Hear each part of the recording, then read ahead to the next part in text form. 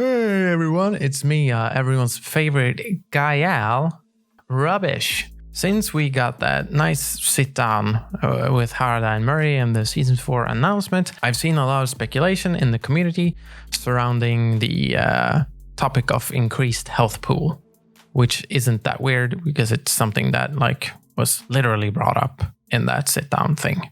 However, the other day I got drawn into a conversation with a person who mentioned that they thought a good way to nerf the 2D characters, because this person obviously felt they were too strong. This isn't a video about how strong or weak they are, so you don't have to get on my tits about that, I guess. But this person obviously felt they were too strong, so they thought it would be a good change. They do so much damage, so why not reduce their health pool when everyone else gets more? Seems like a decent way to fix it, right? The thought process here, I think, being that in Akuma's home series of Street Fighter, he is a character that is balanced out by having a way lower health pool than the average value of, generally, it's 1,000 in Euro Street Fighter games, and he tends to hover around 700 to 800-ish. And this obviously isn't present in Tekken, where all the health pools are same across characters for quite some time now. So you might think that's a good option. But this position reminds me of a famous quote from famed cultural critic H.L. Mencken, which reads as following. For every complex problem, there is an answer that is clear, simple, and wrong. So I figured I would get into why I find this proposed change pretty antithetical to Akuma's design in Tekken 7. And I would do this by breaking it down into 2 points. 1. Akuma in Tekken 7 is not the same character archetype as in Street Fighter. And 2. Reducing the health of Akuma is illogical from a game design perspective. So, let's get into it. It's easy to look at Akuma in Tekken 7 and just assume that he is for most intents and purposes the same character as in Street Fighter, especially if you aren't familiar with how he functions in these 2D titles. I mean, he has all the same moves, and Bamco has even done a really good job at transplanting them into a 3D setting. But what lies under the hood is quite dramatically different. Let's start by laying out what Akuma's standout characteristics in Tekken 7 and Street Fighter are. I've decided to split this into 5 categories to more easily break down the qualities of the character, and we'll go through them in the following order. Stability or risk mitigation, reward, movement, control, and versatility.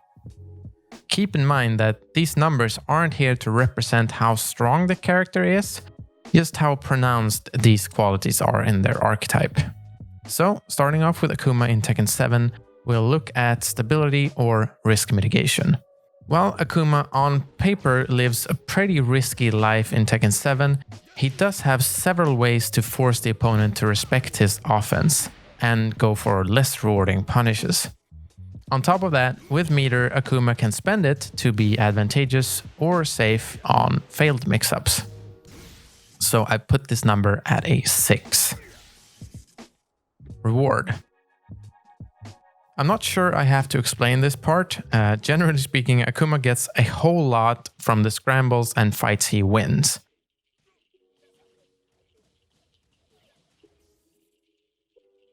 Be that punishing, counter-hit fishing, or attempting a mix-up. This is pretty clearly a 10. Movement. While not being the absolute worst in the game, Akuma is definitely among the bottom of the barrel when it comes to the generic movement options allowed in Tekken 7. Though he of course has a unique option available in jump, which bumps this up from horrible to a 3 Control. Control in this sense means having the general tools available to control how a match kind of goes and plays out. Here I think Akuma is slightly below average. He's kinda saved really only because his somewhat limited subpar tools on paper are so incredibly rewarding that they force respect out of the opponent. So a 4. And lastly, versatility. Akuma is not a very versatile character. You know what he wants to do, and the matches will generally revolve around how his opponent fails or succeeds at stopping that. So if we put it all together, we can see that Akuma is not very good at most things, but he is incredible at a few specific ones. So I've decided to call him a specialized character. Moving on to Akuma in Street Fighter. Akuma in Street Fighter generally has excellent frame data on most of his tools, along with multiple strong reversal options if pressured. However, having such a cripplingly low life total means that even with these strong qualities, he's very often put in poor risk-reward situations on defense. So giving him a 4.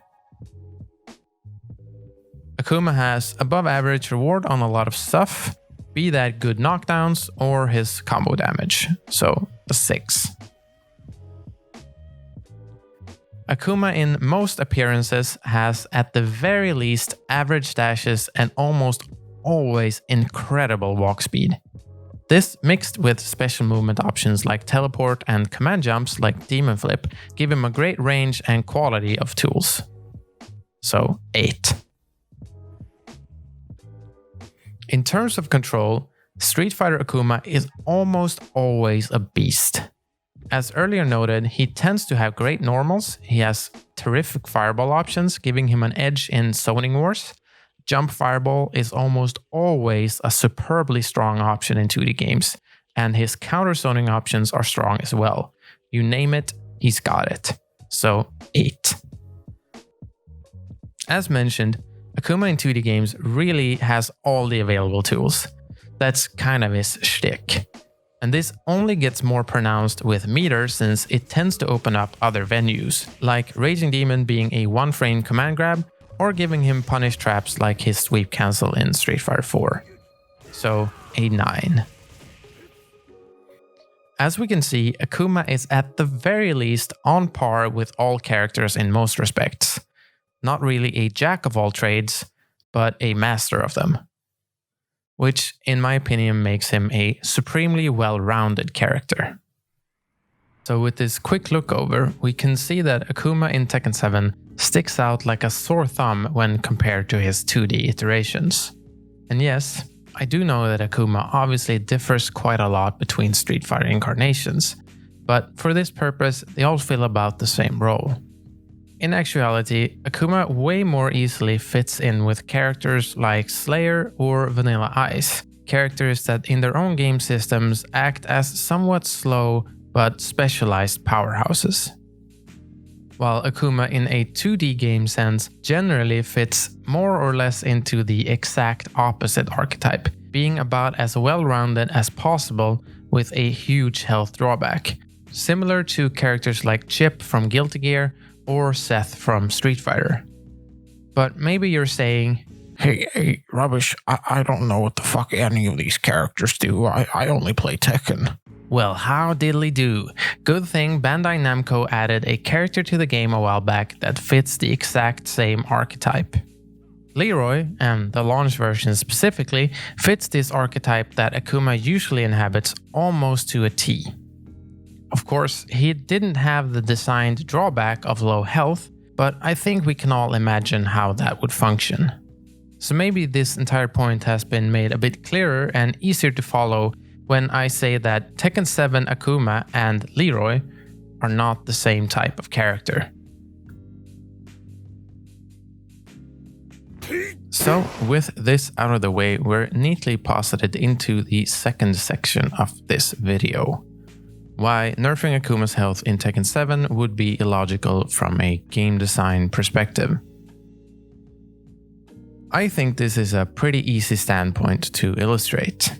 If you, like me, are convinced that Akuma's archetype is that of the hard-hitting, specialized boy, and that the character leverages his in other areas lacklusterness by way of his massive reward in otherwise conventional areas. Then would nerfing his health not entirely diminish the pronounced characteristics of Akuma while also leaving the lackluster areas intact? Low health and high damage are, after all, two sides of the same coin. If Akuma does high damage, he is effectively lowering the health value of his opponent, while if he has low health, he is effectively multiplying his opponent's damage. So unlike the low health value of Akuma in 2D games, which is a drawback put into place to allow him all this versatility, giving Akuma in Tekken 7 low health would effectively just delete his advantage. Now, if you just want Akuma to become way worse, I suppose this is as good a way as anything else. But I personally prefer to have characters retain their core aspects when going through changes.